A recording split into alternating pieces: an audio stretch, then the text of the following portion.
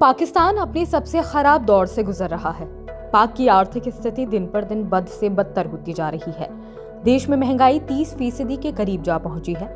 आटा 250 रुपए किलो बिक रहा है तो वहीं पेट्रोल डीजल के दाम आसमान छू रहे हैं। ऐसे में बार बार सवाल उठ रहा है कि क्या आर्थिक संकट से जूझ रहे पाकिस्तान की भारत मदद करेगा। इस बीच राष्ट्रीय स्वयंसेवक संघ के सह सर कार्यवाह डॉक्टर कृष्ण गोपाल ने भारत सरकार को नसीहत देते हुए कहा, पाकिस्तान मदद ना भी मांगे तो भी भारत को मदद करनी चाहिए।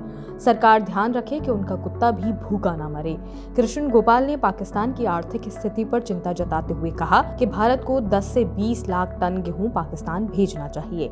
भारत सरकार पड़ोसी का धर्म निभाए। कृष्ण गोपाल ने पाकिस्तान में आटा 250 रुपए किलो होने पर दुख जताया। उन्होंने कहा, दुख होता है ये सब देखकर।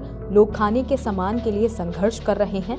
हमें इस बात का ध्यान रखना चाहिए कि आज से 70 साल पहले हम एक ही थे। उन्होंने भारत सरकार से कहा, इतनी दूरी का क्या लाभ है। हमें ध्यान रखना चाहिए कि उनका कुत्ता भी भूखा ना रहे।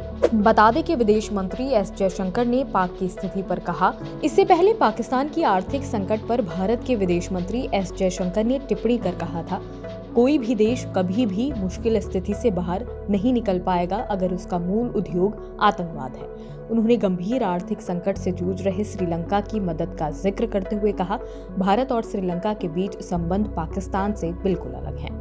इन दिनों पाकिस्तान की जनता काफी ज्यादा परेशान है। ऐसे में पाकिस्तान कर्ज के लिए IMF के पास पहुंचा था, लेकिन कई बार उसे मुंह खानी पड़ी। अंतर्राष्ट्रीय मुद्रा कोष की तरफ से पाकिस्तान को थोड़ी बहुत मदद की उम्मीद थी। ये देश IMF से पहले भी 22 बार कर्ज ले चुका है, मगर इस बार हालात ऐसे हैं जिसका अंदाजा भी लगाना मुश्किल है।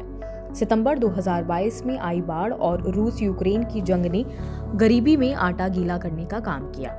ऊर्जा की कीमतें आसमान पर हैं और दुनिया की अर्थव्यवस्था भी मंदी की स्थिति में है।